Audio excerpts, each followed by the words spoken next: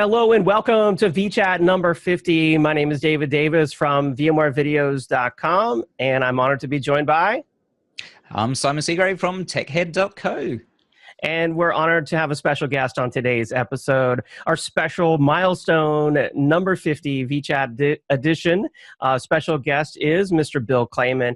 He is the CTO of MTM Technologies. He's also a writer, blogger, speaker, analyst, industry expert extraordinaire. Thanks for being on the show, Bill. Oh my God, it's an absolute pleasure. I cannot believe this is number 50. What a treat. Milestone vChat.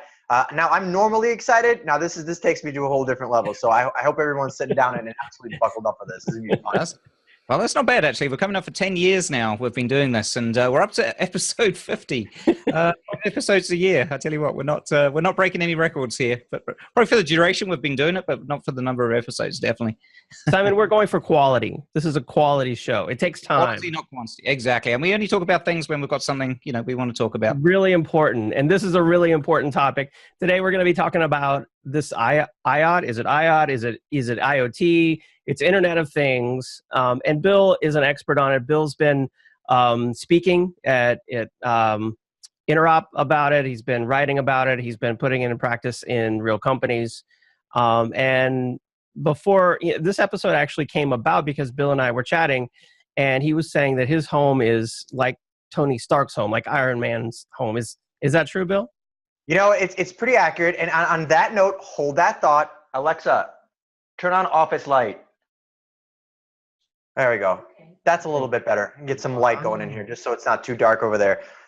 Yes, I know that was kind of facetious, but my Amazon and Alexa ecosystem is kind of like Jarvis, right, over at Tony Stark's house. So a lot of configuration, a lot of really cool sensors over the door, Nest thermostat, sensors in the opening doors, leak sensors. I've got my garage connected. I've got an egg counter in my refrigerator. I've got a washer and dryer that are just amazing pieces of technology because I've got the Whirlpool app on my phone. And you know how in a washer and dryer, you've got different kinds of cycles. You've got whites and darks and all that stuff. I can go on my app and download the wash soccer clothes cycle, push it, and throw dirty soccer clothes into the washer and then send that cycle down a machine from my phone and it starts. I mean, it's ridiculous, but that's the journey we're on. But as funny as this might sound, everybody listening to this, ask yourself the same question. How many devices do you have in front of you right now? Or maybe you've got pieces of a connected home in your environment too. This is going to become the new normal, this persistent state of connection. So as funny as it is to have sort of an Iron Man house, I'll tell you what, it's a reality. And it's something that we're all gonna be very much used to in the near future. Yeah, well, it's something I've been implementing probably over the last sort of 6 to 12 months. I mean, as we moved into a new house, last November, and the smoke sensors here were pretty old. So I've been swapping those out. I've got about another one to add, but I've been implementing the Nest smoke and carbon monoxide detectors here. They've been brilliant, but I'm looking at a way now to sort of bring all of those together to a centralized app. As well as that, I have a couple of Piper security cameras as well, one in the garage, one in the house. And I want to try and bring all that together. And this house has a basement as well, and we've had it flood on us once so far. So here in the northeast of the US, we have some pretty, as I found out firsthand, some pretty big storms that come through, and we lose power. And so the sump pump goes out, and that's where the water tables come up and come through the floor and potentially flood. So that really opened my eyes to, hey, we've got this basement in this house. I've never had a basement before. I'd probably go down there once a week. I've got no idea what's happening down there. So I could have an oil leak, from the heaters. I could have a water leak from burst pipe, anything like that. So I'm actually looking at putting some smart water sensors down there. And Bill, you mentioned you had some of those as well. And what I'm hoping to do is actually tie all those things together to a centralized hub or an app that will tell me what's going on in the house at a single point in time. So I'm at the very early stages of the journey into IoT, but really enjoying it and really seeing the start of the potential, what I can actually achieve with these new tech devices. Simon, that's funny you mentioned that. Quick thought, if everybody listening on this as well has got a whole bunch of devices and a phone with a whole bunch of apps, I recommend Samsung SmartThings or Wink, right? There we go. You can see it on my phone right there. These are all the things. So garage and remotes and Ring doorbell and all these different kind of sensors and locks, and there's an egg counter in there somewhere, I'm sure. But all the Nest thermostats, all the cameras, you can connect and aggregate all of that into one kind of architecture, leveraging Bluetooth, Z-Wave, Zigbee, Wi-Fi. As long as you take a look at the Wink website or things like Works with Nest, you can really kind of pull those things together. And what's really cool is that all of these devices can then connect into things like Alexa or your voice recognition kind of a hub.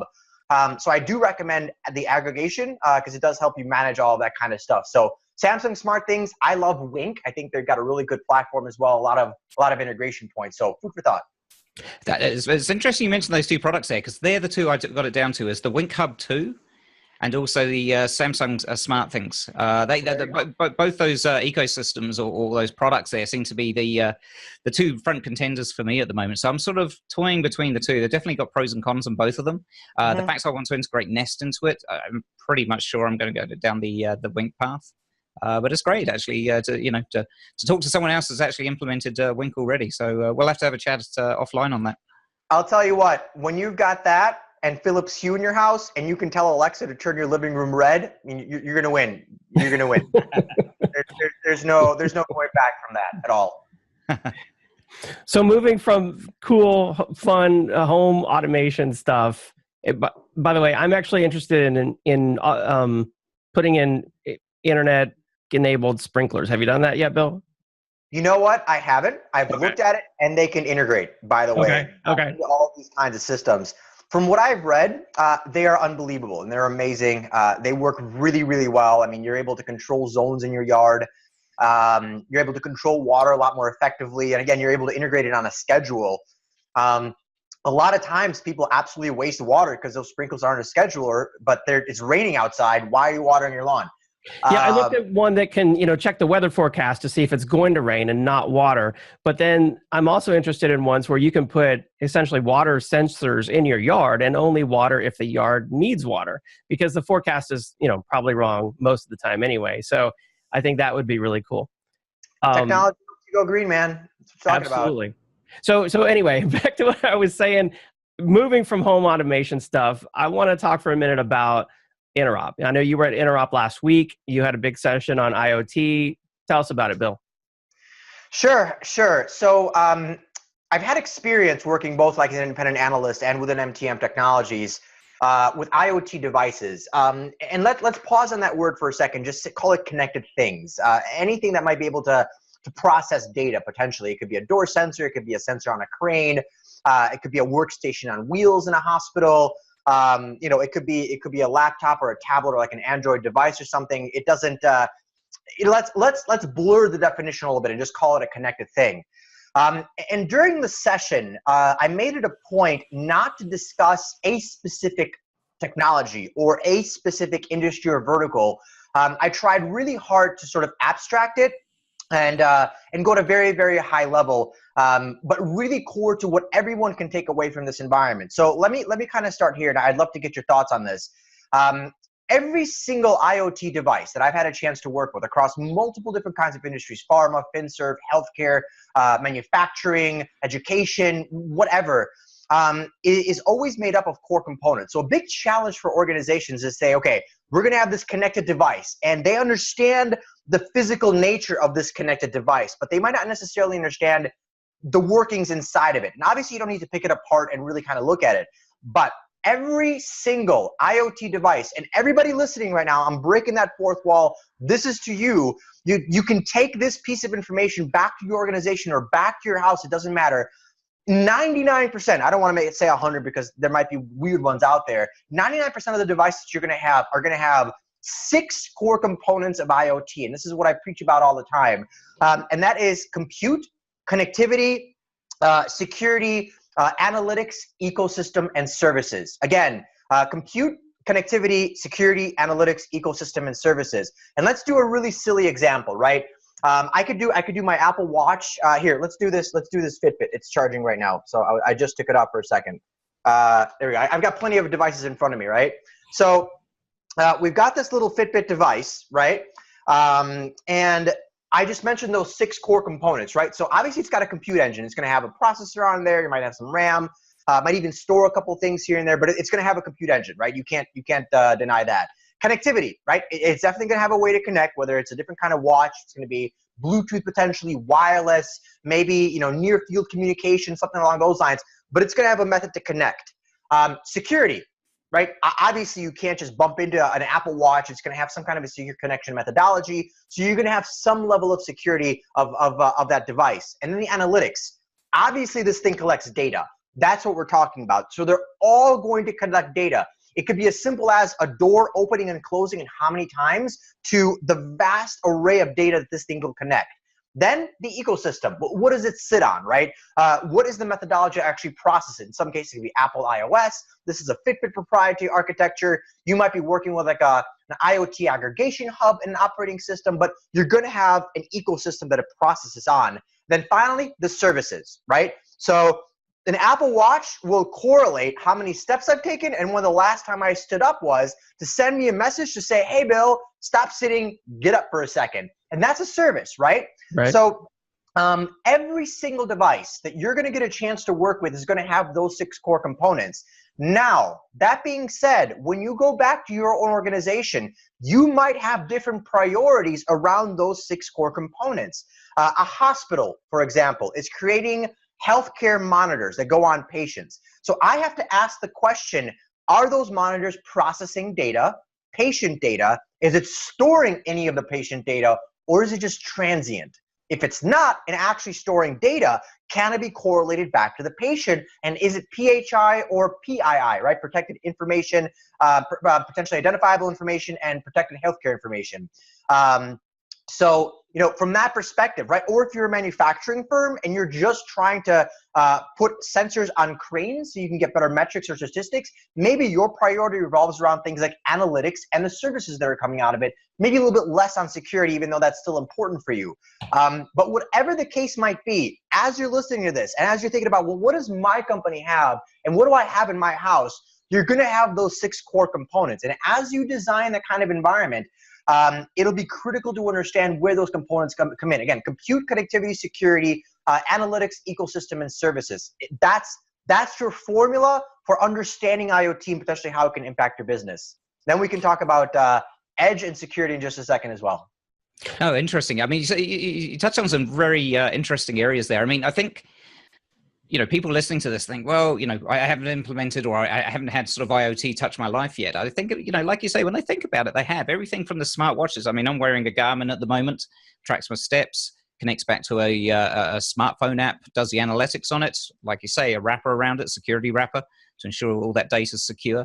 It's amazing, like we just touched on there, whether it's just simple things such as smoke detectors or something similar. But I mean, what's the main enabler? What's allowed IoT to really take off now? Is it the cost of this technology has become so cheap now, and also the microization, if that is a word, of the components now, that they can get down to such a small size, combined with cost, to allow us to have these sensors, distributed absolutely everywhere. Sure. And we talk about, there was a really interesting episode I heard about how an iPhone can have several million, even to several million transistors sitting on top of, sitting inside the device. Whereas when it was first invented in the 1940s, a transistor was the size of your hand, right? So, you've condensed these circuitry, the microcircuitry, to what we can put in these kinds of devices. So obviously Moore's law plays into this, right? These devices get smaller, smarter, faster, more economical potentially as well. But the biggest driving factor, Simon, David, everybody listening to this, is data, right? Creating competitive advantages out of data. And what we're doing effectively with these connected devices is getting as close as possible to the process or end user as we can, closer than we've ever done this in the past, right? Healthcare, again, education, pharma, FinServ, and so on. So these big drivers, they're actually really good business drivers, and we're leveraging technology to simplify life and business process. And in the world of healthcare, for example, we're saving lives, right? Being able to respond faster, by being able to have better points of data, by being able to give information to healthcare and rescue operators much more effectively. But again, to that extent, we've seen the evolution of things like edge, right? Where the purpose of edge, and you guys are going to get so sick of this word, but it's not going to go away at a very, very, very high level. Everybody, the purpose of edge computing is to allow you to process data and information as close to the source as possible. It could be, again, an end user, it could be a machine, it could be a crane, it doesn't matter. That's the purpose of edge, for you to allow to be able to process data and information as close to the source as possible. So when it comes to IoT and why organizations are doing this, it's improved process, it improved competitive advantages, improved people's lives potentially. But again, yes, we've come down in cost. We've seen the use cases increase as well. We're seeing all these organizations light up their data centers. I mean, there's so many examples of smart data centers out there that have, like, an entire rack with multiple sensors within the rack that are capable of taking so many different kinds of metrics. Even if a door opens, for example, all of that integrates into like a DCIM and platform. So data center infrastructure management environment, where you can integrate things like AI or machine learning to help you make better business decisions. I mean, these are like the fingers, right? The extensions of the business in our lives that we're able to connect. So there are so many different kinds of use cases. And the part of the reason why by 2020, there's going to be more than 50 billion connected devices, if not more, in the world, generating so much data. One little final tidbit, look at what's happening in the world. Microsoft has something known as Project Inner Eye. I recommend everyone take a look at that. It's so cool. They leverage AI and machine learning and radiology technology to basically transform radiological images into measuring tools to help things with oncology, advanced medical research, and so on. Rolls-Royce and Microsoft have new airplane engines that bring avionic analytics to life.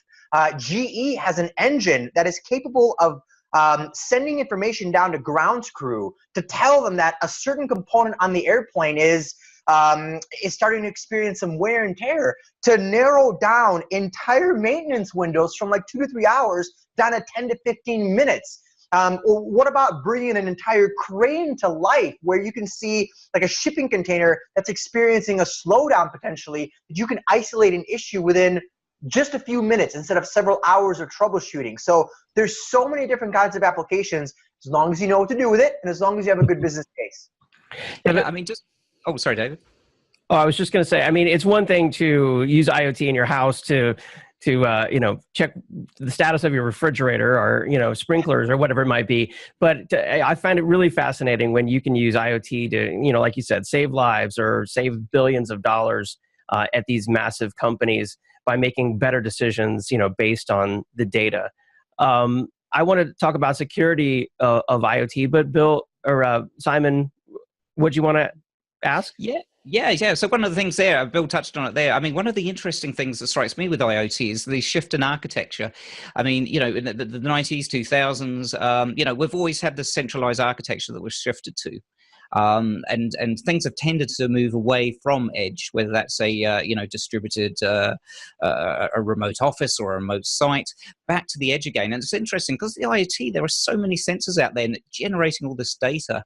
Like Bill said there, it just makes sense that for both speed and also for the amount of data. I mean, if you were to pass all this data from one, let's say it's in a manufacturing facility, across the wire, back to a core or a centralized data center, have that process, using sort of predefined algorithms or machine learning style analytics on it, then pass that data back. Something like manufacturing, it's probably not too time sensitive, but if you've got something, we're seeing autonomous vehicles coming through now. I mean, it hasn't got that time to pass all that sensitive information back to a centralized location, back to the car to make a split-second decision. So it is phenomenal. I mean, just the amount of sheer data that's generated at the edge now, as Bill says. And I mean, obviously, some decision needs to be made at the edge before it's passed back to the core, perhaps for some sort of larger analytics or deeper machine or AI learning to take place there. So Simon, let me put some numbers behind what you just said, because what you said is really, really important. And again, everybody listening, you're going to hear this word, the edge, right? Distributed computing, distributed IT, the decentralization of the data center. That's true. because a lot of organizations have found out that you can't process, just like Simon said, all of this data inside of a cloud, potentially, or even at a centralized data center because of proximity issues, data jitter, latency, data loss. I mean, listen, for some environments, it's fine, right? You can put this in a centralized data center, but when lives are at stake and health monitors and you have to respond split second, that's completely different. About a month ago or so, I spoke at AppCom Data Center World, and there I had a chance to do the keynote speech, and we talked about the State of the Data Center report that I helped co-author and conduct as well. And we asked the question around the edge. So if you think this is just another marketing term, don't. People are investing into this, and this could be potentially something you need to look at as well if you're looking at edge or IoT solutions specifically. During the conversation and during the report, we found out that 4 in 10 respondents have either deployed or are planning to deploy some type of edge compute capacity. And where today, some of these organizations might have 5 edge locations, within 3 years, that's going to explode to 12. So we know people are investing in this. And we asked the question of, what's the number one reason you're deploying edge compute capacity? IoT. 81% of people came back to us and said, the reason we're deploying edge compute capabilities is to enable IoT solutions. So, if you're thinking that, oh my, I've got a manufacturing environment, or I got a hospital environment, I got an education environment, I've got all these connected devices, that's going to continue to grow. And the data that it generates is going to continue to grow. And you might have a great relationship with a data center or a centralized cloud environment, but you're going to have to ask yourself the question, is it valuable to me? Is it processing data the proper way? Am I able to impact my customers, my consumers, my students, my patients properly? Or do I need to find a better way to process this information? Because this data is not benign. It's valuable. And the better you can find value out of that data, the more competitive advantage you can create. Look at UPS, for example. You can have them open your door for you with an IoT lock, and they take a picture of your front doorstep after they deliver a package. You want to talk about connected devices in IoT? These guys use it as a competitive advantage. There's no other way to sugarcoat it. Yes, I get a better experience, but they absolutely optimize routes, package delivery, security potentially for the packages as well, all around connected things. You make a great point. I mean, I think the data center, in IT typically think of data and compute moving more and more to the core, to the centralized data center. But, with edge and IoT, it's absolutely has to be distributed. But what about security of all these devices that are multiplying like bunnies out there? What have you seen around security? How are companies protecting them? What do companies need to do? All right. Okay, so before I talk about security, I don't like fear, uncertainty, and doubt, because I feel it stifles innovation and stifles growth. But it's important to know that the bad guys are out there, and the bad guys are continuously targeting your stuff. And there's no good news around that. I mean, they're going to continue to do that because they're motivated.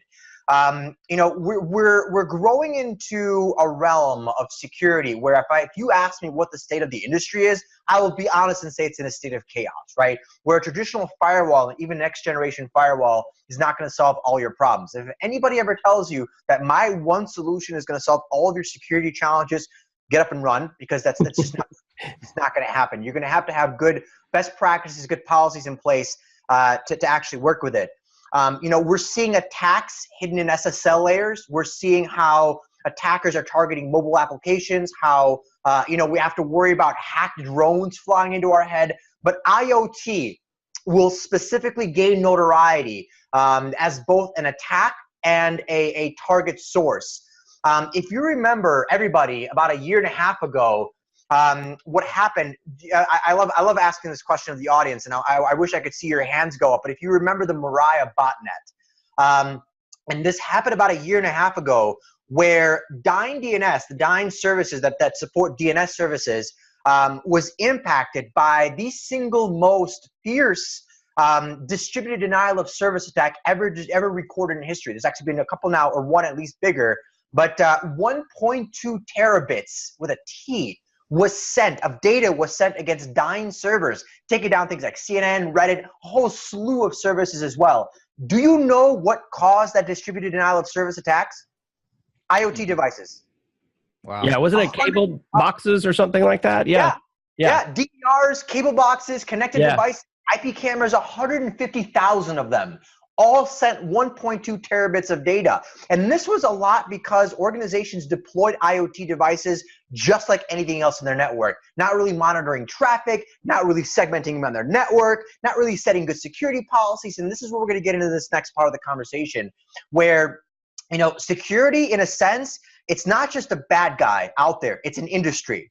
Let's make this perfectly clear. It's an industrialization and, most of all, an economization of hacking and the bad guys. So they're working together. They're on the dark web, where you can buy actual DDoS attacks per hour. I think it's like we did some research. It was like $7 an hour for a DDoS attack, and so you can actually purchase these kinds of services. So when we talk about security, I'm going to give you the best piece of advice, and this is something we talked about earlier, right? Those 6 core components of IoT.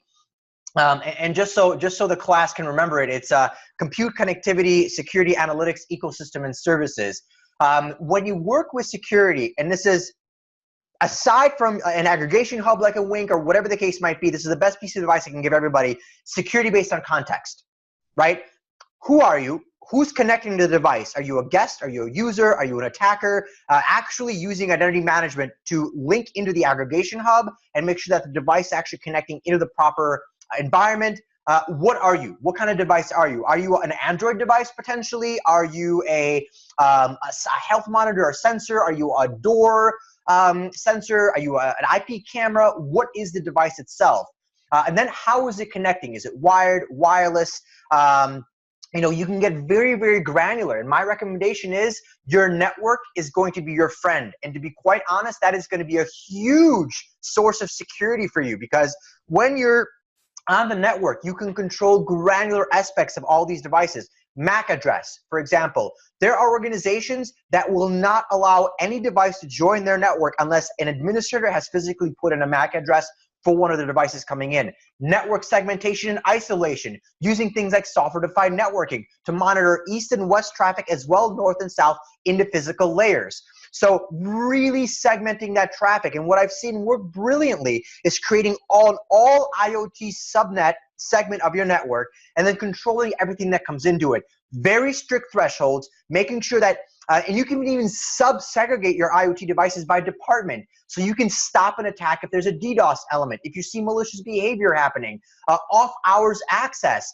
You can even integrate identity access into a security platform to say, why is this user logging in at 10 o'clock at night? Flag this as malicious anomalous behavior and alert the administrator. That's how granular you can get. Do not, please, don't just connect these devices to your network and think they're another router or another PC or something along those lines. They're not as smart, even though they're connected devices and smart things. They have very specific purposes and use cases. And then the other big element is where are these devices coming in from? Sometimes you might have mobile devices, workstations on wheels, like I mentioned earlier. If you can even geofence these devices very, very specifically and alert your administrator if one leaves a room, for example, a building, and even a certain floor or a city or a state, whatever. And you can actually take some really granular security policies. And then finally, when is this device connecting? It's funny. I mentioned this to you guys earlier while we were kind of chit-chatting before we pressed the record button. There was a school, right, that had a whole bunch of these IoT Android devices. And unfortunately, I don't want to say they got hacked, but kids like to download stuff, and a whole bunch of them got some malicious malware on these Android devices. And so they started to flood the network at like 11 o'clock at night on a Friday. And so the administrator checks his phone, right, checks his device, whatever it was, sees that the network has already hit a threshold and the network was shut down as well as the port on the switch, so it didn't saturate the switch or the rest of the network. And then all you have to do was say, all right, there's probably something malicious or weird on it. You check the logs, found that it was some malicious piece of software that was trying to do a DDoS, very sort of rudimentary. And then from his BYOD and IoT management ecosystem, wiped them, came in the next morning, and they were all ready to use back in the classroom, ready to go. I mean, that is a security architecture that reacted, that was mitigating the risk potentially, and then was able to respond very quickly without taking the network down. So this was a good deployment. But again, who, what, how, where, and when. And again, when you think about those 6 core components in your environment, those 6 core components of IoT, you can apply security based on context around those 6 core components that we talked about. And again, as you sit back and as you listen to this, you can take this conversation back to your own organization and just really sort of conceptualize it and personalize it as well. And I promise it'll make sense for you. Security based on context and understand those core components of IoT. So security, it doesn't have to be scary. You can certainly do a lot of isolation, a lot of control, a lot of data control as well, anomalous behavior traffic or monitoring, and so on. But again, you absolutely need to take a contextual approach to security and know that you can't connect devices the same way as you would connect something else potentially. Yeah, so IoT is fun in the home, but in the business, you need to do proper planning and take it real serious. Is that kind of what I'm hearing? Well, if you have as many devices as I do at your house, I actually do have greater levels of security in my house as well. Which, listen, I don't not recommend that as well, right? I have thresholds set on my network. I have all my IoT devices connected to a specific network as well. Even including the Wink and all this different stuff. And I'll be honest with you, if I start seeing weird malicious traffic start to spike, I'm going to stop that traffic almost immediately because, I could be either a victim or a zombie of a DDoS attack. And I don't want to be, I'm not going to be that guy. So, there's definitely security you can do in your own house as well. I mean, locking down things via MAC address, it's not a bad way to go. Yeah, definitely implementing sort of IoT devices. If you want to sort of get your feet wet in this area, definitely implementing your own sort of IoT infrastructure within your house there. It's definitely a good way to go. And then from there, I guess, within your business, look at the opportunities that you've got there. Obviously, the ultimate goal there is to make your, to give your business competitive advantage. But, as you were talking there, Bill, I was thinking, this is all very well for an IoT infrastructure for a business. I mean, they could have multiple sites, which is a big deal. But we hear about these digital cities or connected cities more and more these days. And I know, for example, Las Vegas is a bit of a test bed there for a lot of IoT devices. And these guys here, I mean, they've got IoT sensors, from what I've read, right across the city. Everything from, I don't know whether LA exactly, but I know some cities in the US here, they have intelligence lamps, sort of lights on the street. So, quite often they'd be on a timer traditionally. Well, they don't always need to come on at X time and turn off at X time. I mean, these things have got sensors in there depending on sort of, how dark it is, etc. You've got security cameras doing various bits and pieces. And basically your IoT infrastructure in a smart city is distributed across the length and breadth of the city. So your attack surface there is potentially massive. So, implementing something such as that would definitely come with its challenges. Sure. What about buses? Connected buses with Wi-Fi. I mean, the entire city, right? Connected cities. I absolutely agree with you. Is becoming a hub. And what's really funny, you're mentioning this. You will see micro edge deployments like next to a cell tower, for example, for a city, right, where they need to process maybe data a little bit closer, especially if it's a vast sort of metropolis. But as small as your IoT deployment might be, or as large as a city, you're still going to have those 6 core components. You're still going to have security based on that context that we talked about. And really, your attack surface is going to be larger potentially, but it can still be controlled in the way of understanding very core where these devices are connecting into, which edge locations they're processing data with.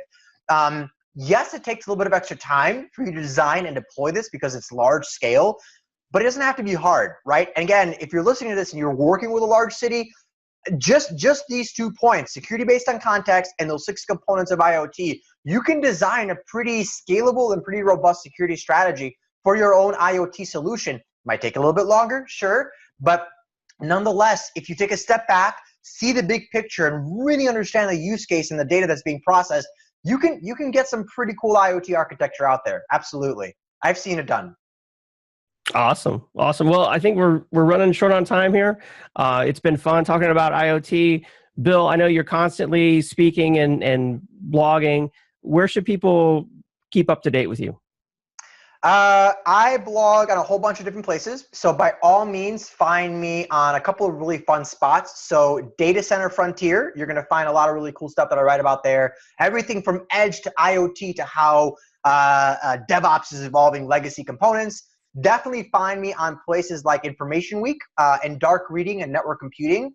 You'll have a chance to really read and understand some of the cool things that I talk about there. Everything from security to networking environments to working with data as a bridge between business and IT. So at a high level, those are great places. But if you want to keep up to date with me, just find me on the social media out there. So Twitter, my Twitter handle is QuadStack. Find me on LinkedIn and certainly find me on Facebook. That's always updated, and I love to have a collaborative, communicative conversation. So don't be a stranger. Say hi. That's good. Hey, Bill, this has been fantastic, but I have got one last question for you. Sure. Amazon Alexa or Google Assistant? Oh, man. So it's really funny you mentioned that. I've actually got a Google Assistant downstairs that I've been messing around with as well. It comes down to standardization, to be honest. I've got Prime. I like Amazon. I like what this thing can do. I like this little Amazon show because it's really nifty. I mean, I can connect my Nest cameras to this as well. I mean, here, Alexa, show me front door camera. And so, did you hear me? Alexa, show me front yard camera. She's got to hear you first. But in that sense, you can connect to your front yard camera from Nest, and it will show you here. I don't know if you can see it or not. But right now it's showing you my front yard, or you can connect it to a Ring doorbell. So Google is still catching up to that kind of architecture. But if you got cameras in your house, she will be able to connect into that, like little shows in there as well. So me personally, I like what Alexa can do because she integrates with more of my environment. But listen, if you're a Google kind of a person and you like the kind of environment, it's what works for you. I'm all about context and use case. Don't just buy something because it's cool, even though we're all guilty of doing that. Definitely think about your use case, how much stuff can integrate into one technology, because IoT, last piece of advice before we sign off, has an extraordinary capability of complicating and fragmenting things because of all these different devices that connect. So the less you can cause fragmentation and complexity in your own environment, the better. That's why I like Wink. That's why I like Alexa. That's why you can work with these kinds of environments that just basically make your life easier. So that's my biggest recommendation. I don't think it's maybe more one or the other, more so about your own personal use case. Fantastic. Great advice. Cool. All right. It's been fun, Bill. Make sure if you're listening to this, follow QuadStack on Twitter. I know I do. And thanks for being on, Bill. It's been fun. See you next time. My pleasure. Woo! Happy 50. Thanks, guys. Thanks, Bill. Awesome. Thanks, guys. Bye-bye.